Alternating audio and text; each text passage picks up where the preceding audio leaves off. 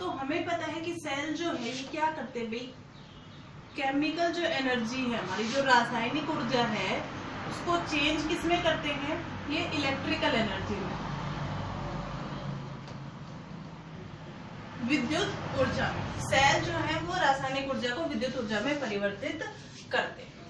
तो देखो होता क्या है कि दो इलेक्ट्रोड्स हम ले लेते हैं इस तरह से, मान लो ये A हो गया और ये हो गया B। इनको हमने एक इलेक्ट्रोलाइट सॉल्यूशन में डिप करवा दिया। इसमें कोई इलेक्ट्रोलाइट सॉल्यूशन भरा हुआ है।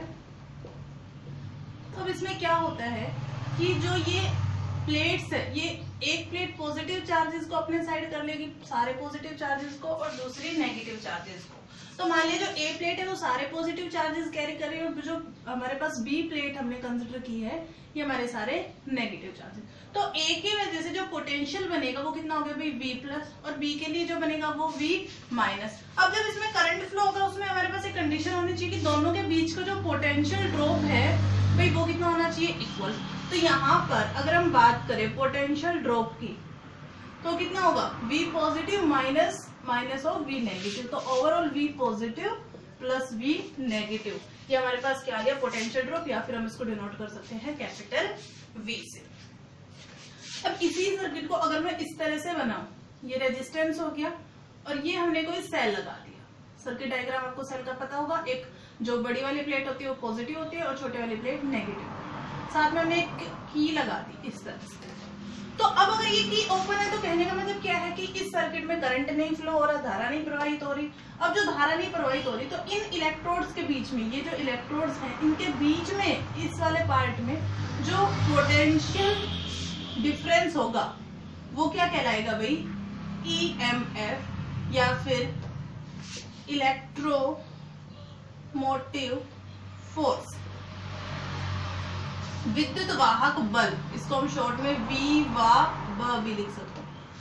ये एक तरह का पोटेंशियल डिफरेंस है, फोर्स नहीं है, पोटेंशियल डिफरेंस है एक टाइप का, कि जब सर्किट में करंट फ्लो नहीं हो रहा उस कंडीशन में उसकी प्लेट्स के बीच में, इलेक्ट्रोड्स के बीच में जो पोटेंशियल डिफरेंस होगा वो क्या कहलाएगा, EMF। अब जो ये प्लेट्स हैं, इन प्लेट्स के बीच में करंट फ्लो होगा तो यहाँ पर भी कोई रेजिस्टेंस होगा। उस रेजिस्टेंस को हम क्या नाम देंगे भाई, इंटरनल रेजिस्टेंस। कि सेल की जो प्लेट्स है, इलेक्ट्रोड्स के बीच में जो रेजिस्टेंस प्रेजेंट होता है उसे क्या बोला जाता है, इंटरनल रेजिस्टेंस या फिर आंतरिक प्रतिरोध। स्मॉल r से हम इसको डिनोट करेंगे। EMF जो है इसको हम भाई E से डिनोट करेंगे कार्शिव में, क्योंकि कैपिटल जो E है उसको बहुत सारे टाइम्स हम इसको इलेक्ट्रिक फील्ड के लिए यूज कर लेते हैं, इलेक्ट्रिक फील्ड इंटेंसिटी। तो यहाँ पर हम इसको इस सिंबल से यूज करें। उसके बाद अगेन मैंने ये इस तरह से कंडीशन मानी, सेल लगा दिया, लेकिन इस बार जो सर्किट है वो क्लोज्ड है, मतलब इसमें से करंट फ्लो हो रहा है। तो अब जो ये प्लेट्स हैं इनके या हम ऐसा भी कह सकते हैं कि इनके टर्मिनल्स पर जो वोल्टेज बनेगी, या फिर ये कह सकते हैं कि करंट फ्लो होने के दौरान अब यहाँ पर जो पोटेंशियल डिफरेंस होगा वो हमारा क्या कहलाएगा भाई, टर्मिनल वोल्टेज या फिर टर्मिनल वोल्ट का।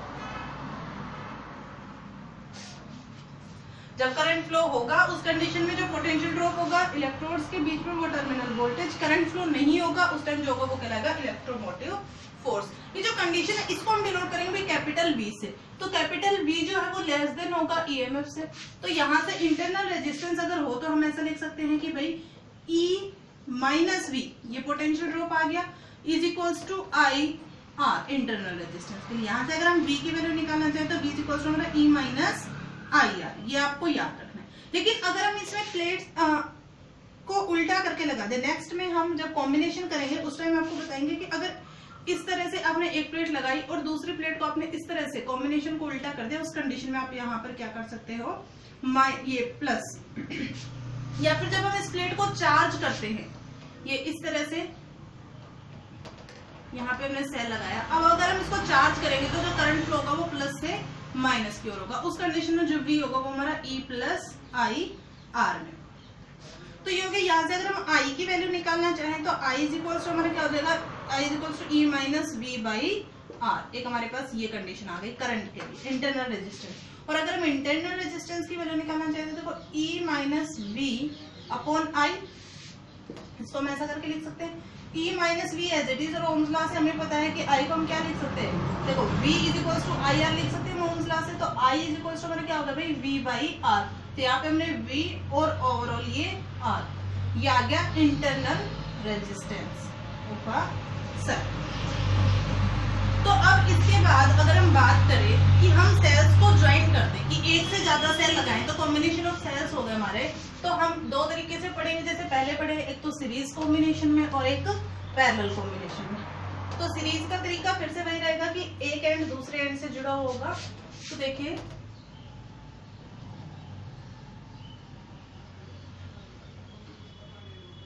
सीरीज कॉम्बिनेशन, या फिर हम बात करते हैं श्रेणी क्रम संयोजन।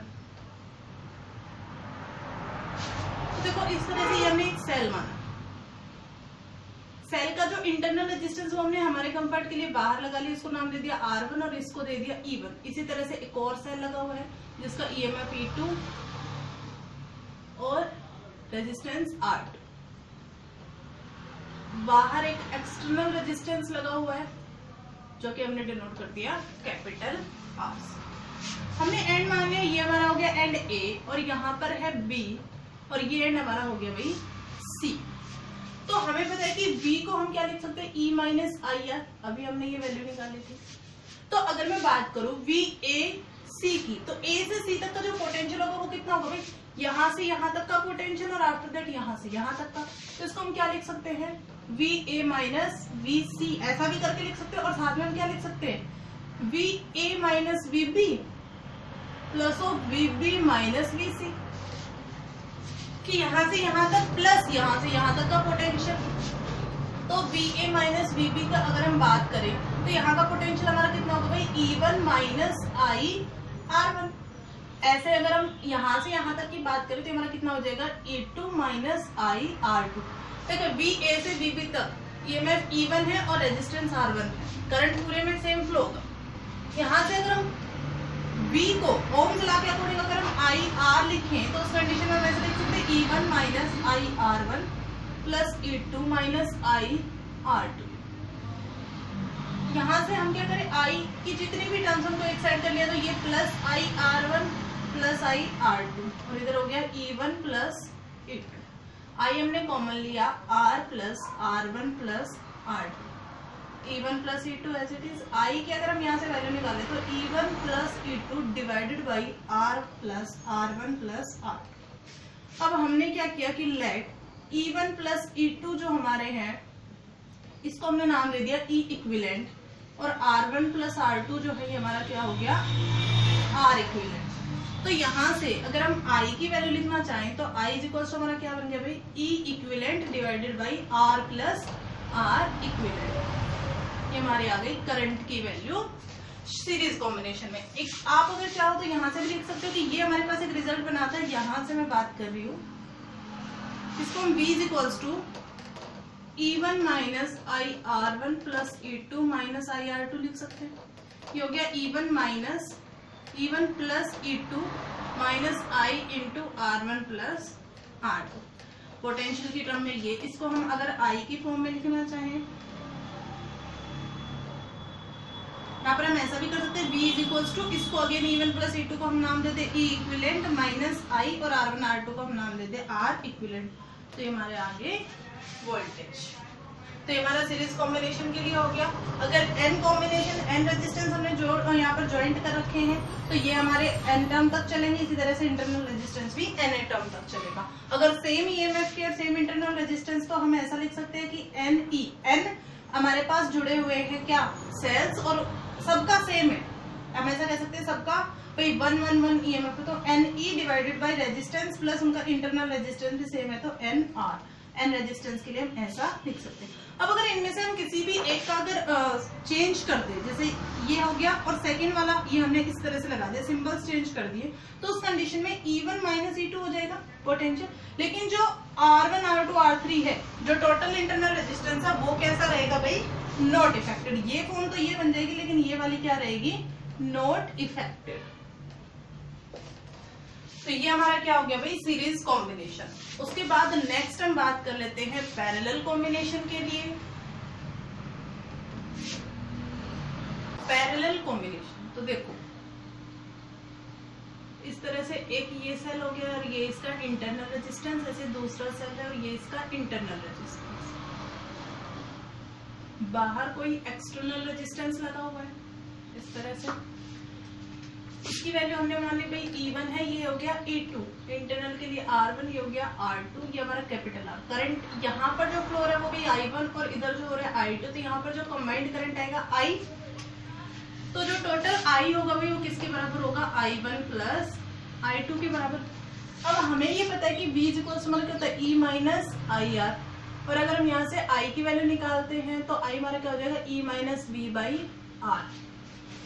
तो अगर अब हम बात करें I1 के लिए, I1 के लिए EMF कितना E1, पोटेंशियल ड्रॉप V और रेजिस्टेंस कितना R1। ऐसे I2 की बात करें तो I2 के लिए EMF E2 V upon internal R2, ये दोनों वैल्यू हम इधर रखते हैं तो I इज इक्वल्स टू हमारा कितना हो गया भाई, E1 minus V upon R1 plus E2 minus V upon R2। इस R1 को दोनों टर्म्स के नीचे लिखा, E1 upon R1 minus V upon R1, ऐसे इसको दोनों के नीचे E2 upon R2 minus V upon R2। यहाँ से हमने क्या किया कि E1 upon R1 plus E2 upon R2 as it is minus इसमें से और इसमें से हमने V कॉमन ले लिया, तो ये बचा 1 अपॉन R1 माइनस माइनस हो गया प्लस 1 अपॉन R2। तो ऐसे I इज इक्वल्स टू अगर हम बात करें, नीचे हमने एलसीएम ले लिया R1 R2 इन दोनों टर्म्स के लिए, तो ये हो गया E1 R2 plus E2 R1 minus V as it is अंदर भी लिया तो R1 R2, ये हमारा हो गया R2 प्लस R1, इसको आप R1 R2 भी लिखो तो भी सही। इसके बाद हमने यहाँ पर क्या कंसिडर किया कि भाई देखो I की अगर हम यहाँ से वैल्यू निकालें तो I is equals to E1 R2 plus E2 R1 as it is R1 R2 as it is. इस V की वैल्यू निकालते हैं, I की वैल्यू आ गई, इस I को तो हमने इधर भेजा तो माइनस ऑफ I, और ये हमारा इधर आया तो plus of V R1 plus R2 upon R1 R2। अब हमने क्या किया कि भाई इस वैल्यू को उधर भेजा तो ये हो जाएगी इनवर्स में E1 R2 plus E2 R1 upon R1 R2, ये इनवर्स में R1 R2 upon R1 plus R2 minus इसके साथ भी इनवर्स में R1 R2 upon R1 plus R2, ये टर्म कैंसिल। तो V इज इक्वल टू हमारे पास क्या है भाई, E1 R2 plus E2 R1 upon R1 plus R2 minus I R1 R2 upon R1 plus R2।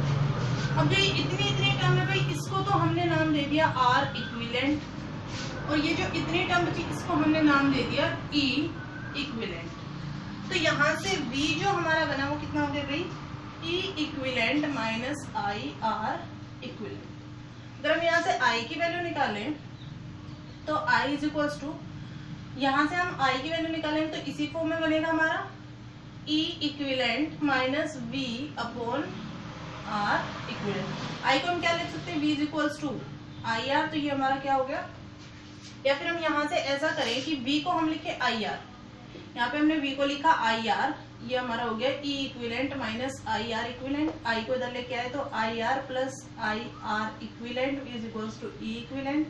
I हमने common लिया R plus R equivalent, ये हो गया E इक्विवेलेंट, और यहाँ से अगर हम I लिखें तो ये हमारा हो गया E equivalent divided by R plus R equivalent. ये हमारी करंट की वैल्यू आ गई और ये हमारी वोल्टेज। तो ये हमारा था पैरेलल कॉम्बिनेशन ऑफ सेल्स।